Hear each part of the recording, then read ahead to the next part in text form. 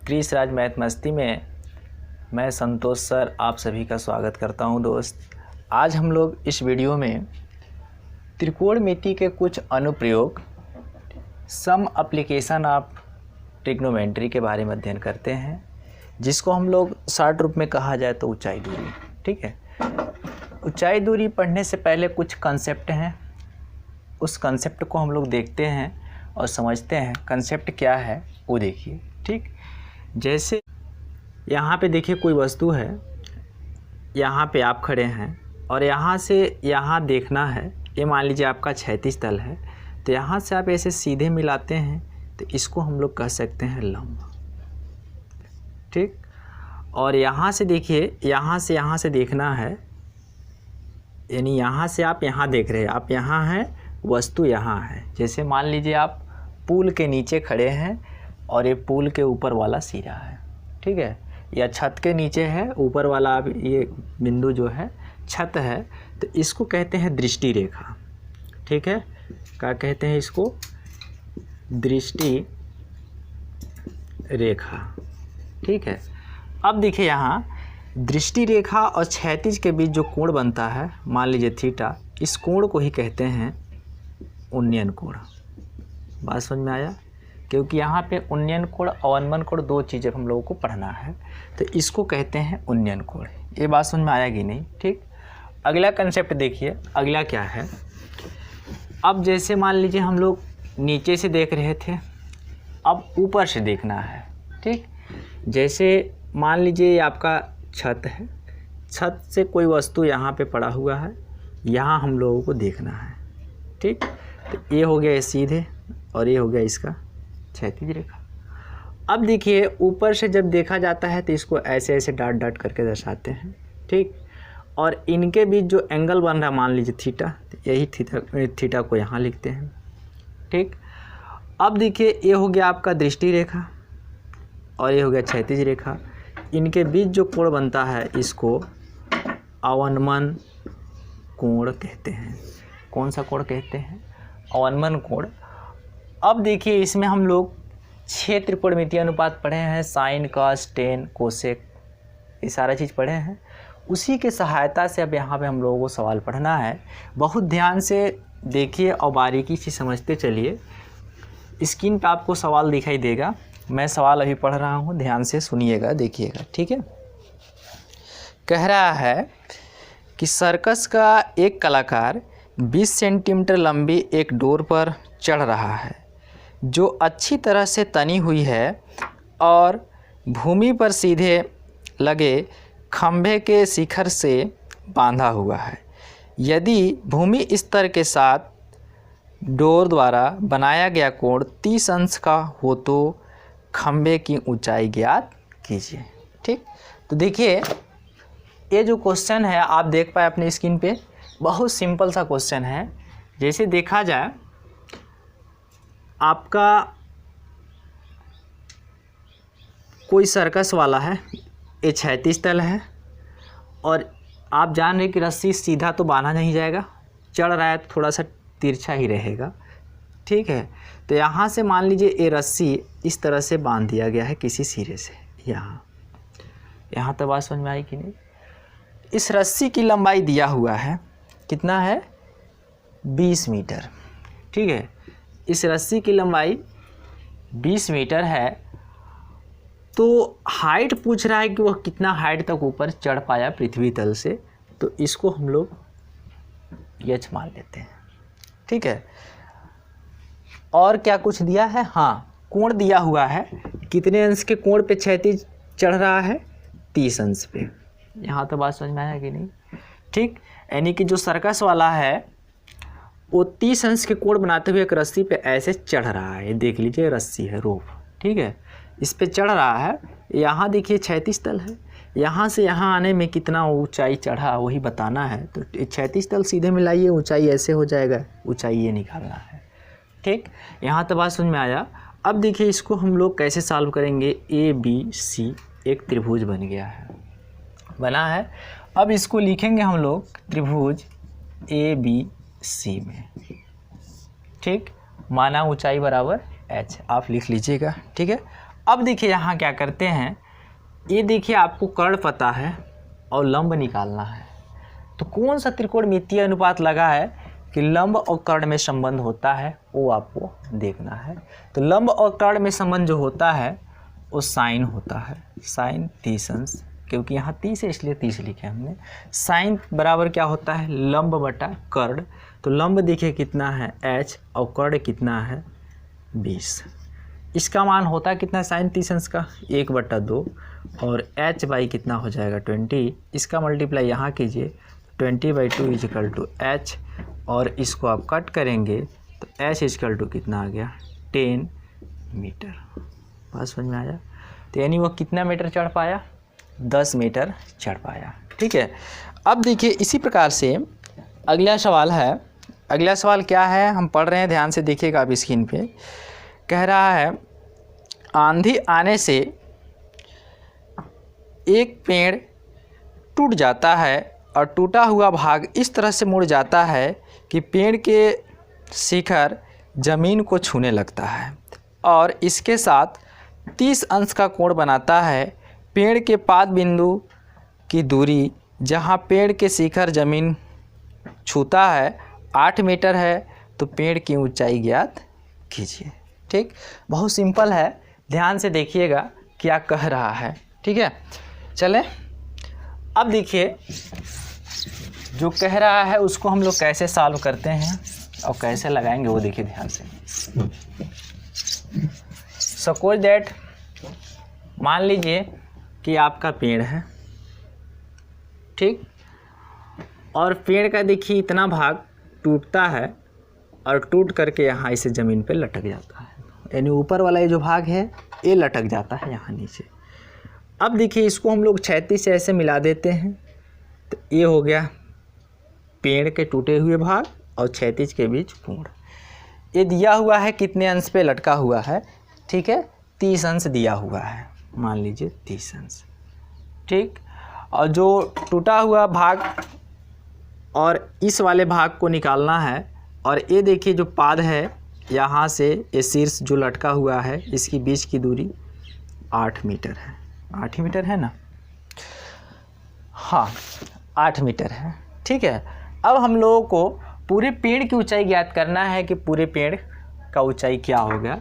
ध्यान दीजिएगा, पूरा पेड़ देखिए, मान लीजिए इसको ए और इसको डी मान लीजिए, तो पूरे पेड़ की ऊंचाई AD निकालना है। तो AD निकालना है, इसको आप B कह दीजिए, इसको C कह दीजिए। देखिए यहाँ AB तो ये दिखाई दे रहा है, लेकिन BD जो है वो टूट के देखिए नीचे आ गया है, इसको AC कह दिए हम। ठीक है, हम लोग इसका ऊंचाई और ए वाला दूरी ज्ञात कर पाते हैं और टोटल ऐड कर देंगे तो पूरे पेड़ की ऊंचाई ज्ञात हो जाएगा। ध्यान से देखिए, यहाँ हम लोग लिखते हैं त्रिभुज ABC में, ठीक, इसको हम लोग H कह देते हैं, इसको X कह देते हैं। तो सबसे पहले हम लोग देखिए लंब निकालते हैं और आधार में संबंध निकालते हैं। तो tan का होता है, ठीक, आप पढ़े हैं tan 30 अंश बराबर लंब बटा आधार। तो लंब कितना है h और आधार कितना है 8। tan 30 अंश का मान 1/कड़ी में कितना होता है 3 इजकल टू h/8। इसका मल्टीप्लाई यहाँ, तो आपका इक्वेशन नंबर फर्स्ट मानिए, इसका वैल्यू यहाँ आ गया। यहाँ तो बात समझ में आया कि नहीं। ठीक, इसको मैं इरेज करूँ। अब इसके बाद देखिए आगे ये वाला मान हम यहाँ लिख दे रहे हैं कि h का वैल्यू कितना आया 8/√3। ठीक है, इसको राइट कर लीजिए। ठीक, चले आगे। अब देखिए आगे चलते हैं। अब हम लोग को निकालना है ए वाला लंबाई। ठीक है, तो ए वाला लंबाई निकालेंगे तो देखिए आपका कर्ण और आधार में किसका संबंध होता है, कास का। तो कास 30 अंश बराबर क्या हो जाएगा आधार बटे कर्ण। तो आधार कितना है 8 और कर्ण कितना है x। इसका मान होता है कितना, कड़ी में 3/2 इजकल टू 8/x। x का वैल्यू फाइंड आउट करना है, तो इसका गुणा यहाँ हो जाएगा, ये नीचे आ जाएगा। तो देखिए 3 गुणा करेंगे तो करड़ी में 3x और इसका यहाँ करेंगे तो हो जाएगा 16 और x का वैल्यू फाइंड आउट करेंगे तो 16 बटा करड़ी में कितना आ जाएगा 3। यहाँ तो बात समझ में आया।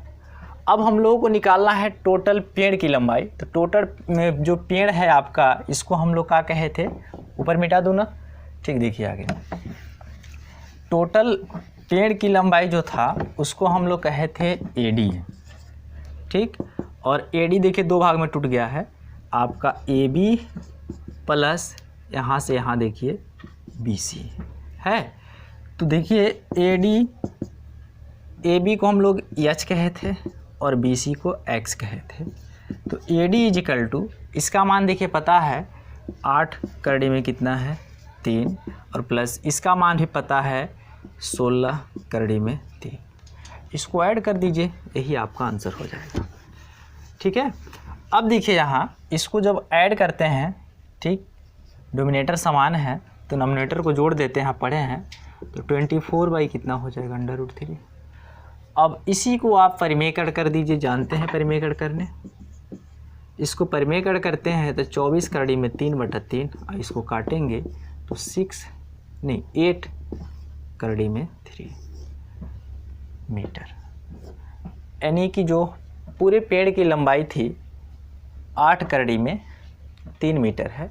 यदि आप करड़ी में लिखना नहीं चाहते हैं तो 8 गुणे करड़ी में 3 का मान होता है 1.7321, इससे मल्टीप्लाई कर दीजिए, जो आएगा वो आंसर हो जाएगा। कर पाएंगे, ठीक है। अब देखिए आगे एक सवाल और, बहुत अच्छा सवाल है और मज़ा भी आएगा, ध्यान से देखिएगा, सुनिएगा, ठीक ना। कह रहा है एक ठेकेदार बच्चों को खेलने के लिए एक पार्क में 2 फिसल पट्टी लगवाना चाहता है। 5 वर्ष के कम उम्र के बच्चे के लिए वह एक ऐसी फिसल पट्टी लगाना चाहता है जिसकी शिखर 1.5 मीटर की ऊंचाई पर हो और भूमि के साथ 30 अंश के कोण पर झुका हुआ हो, जबकि इससे अधिक उम्र के बच्चे के लिए 3 मीटर की ऊंचाई पर एक अधिक ढाल की फिसल पट्टी लगवाना चाहता है जो भूमि से 60 अंश के कोण पर बनाती हो। प्रत्येक स्थिति में फिसल पट्टी की लंबाई ज्ञात कीजिए, ठीक है। देख पा रहे हैं क्वेश्चन बहुत लंबा है, ठीक। चले सॉल्व करते हैं, देखिए ध्यान से देखिएगा।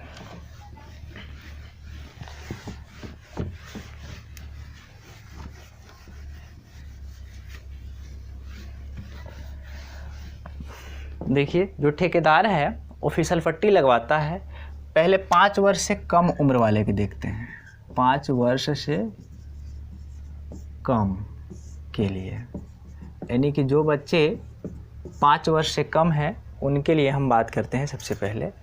तो उनके लिए बात किया जाए तो देखिए फिसल पट्टी बनाया जाएगा तो ध्यान रखिएगा, फिसल पट्टी तो सीधे सीधे होगा नहीं, जब भी होगा तो ऐसे तिरछे ही होगा। ये मान लीजिए आपका फिसल पट्टी बन रहा है ये। अब इसी पे बच्चे क्या करेंगे, यहाँ से चढ़ेंगे और यहाँ से क्या करेंगे, फिसलेंगे, सीढ़ी होगा इधर से चढ़ने वाला। यहाँ तो बात समझ में आया। अब देखिए आगे करना क्या है, जो दिया है पहले यहाँ आप नोट कीजिए। कितने अंश पे बना रहा है फिसल पट्टी, 30 अंश पे, ठीक। और कितने ऊंचाई पे बनाना है, 1.5 मीटर, 1.5 मीटर। यहाँ तो बात समझ में आया कि नहीं। और यही फिसल पट्टी की लंबाई पूछ रहा है कि कितना लंबा फिसल पट्टी चाहिए। तो ABC, तो यहाँ आप लिखेंगे त्रिभुज ABC में। यहाँ तो बात समझ में आया कि नहीं। तो देखिए अब हम लोगों को लंब पता है, कोण निकालना है। तो साइन बराबर क्या होता है, लंब बटा कोण, साइन वाले लगाएंगे यहाँ पे। तो साइन 30 अंश बराबर क्या हो जाएगा, लंब बटा कोण, कोण x मान लीजिए, यहाँ से यहाँ तक टोटल दूरी x है। बात समझ में आया कि नहीं, या BC भी लिख सकते थे, कोई दिक्कत नहीं है। अब इसका मान 1/2 होता है, इसका गुणा यहाँ, इसका गुणा यहाँ, इसका करते हैं तो x और इसका यहाँ करेंगे तो 1.5 दूना कितना होता है, 3।